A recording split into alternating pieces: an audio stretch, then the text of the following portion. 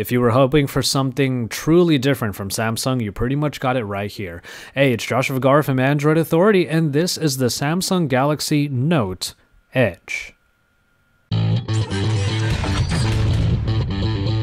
Now, for all intents and purposes, the Note Edge is the Galaxy Note 4 inside and out. It even has its own S Pen, as it does have the Note moniker, and it has the same processing package, the same powerful processing package underneath with the high-resolution screen. But it is in that side that you're going to see that, well, since there's an Edge on the right side, we have the button layout on the left, and also the power button is now up top, since you have to make room for that curve on the side. And the backing is still of that faux leather, that textured plastic that gives it the real Note feel that we've come to expect since the Note 3. But obviously the change comes with that curve on the side, and it is basically an area that you will be able to perform a lot of different tasks. As you can see right here, it is obviously a place that I had some shortcuts on, but once you swipe from the very edge of the screen or from the very edge of the actual curve itself, you will be able to zip through a number of different panels that will give you some information. Now, we have seen quite a few different ones already, the main application being the shortcut area, where you'll be able to launch different applications easily and even have the camera controls there when you have the camera opened up.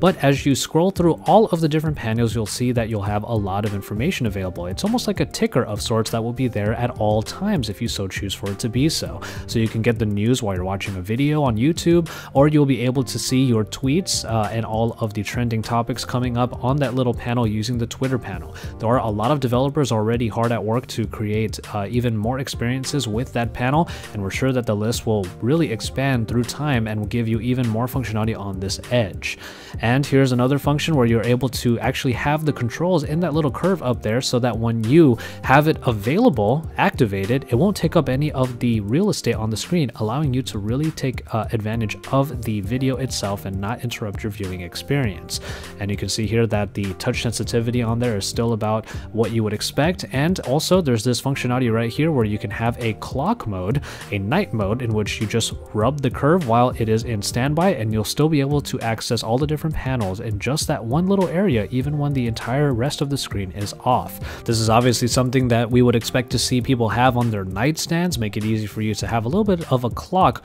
using your phone and by using that curve on the side. You also have tools underneath for various different functions, but ultimately it's a nice little innovation on top of what is already a very established Note line, and is a different take on the kind of information you can have when using now a curved display, which Samsung is a bit of a pioneer on at this point.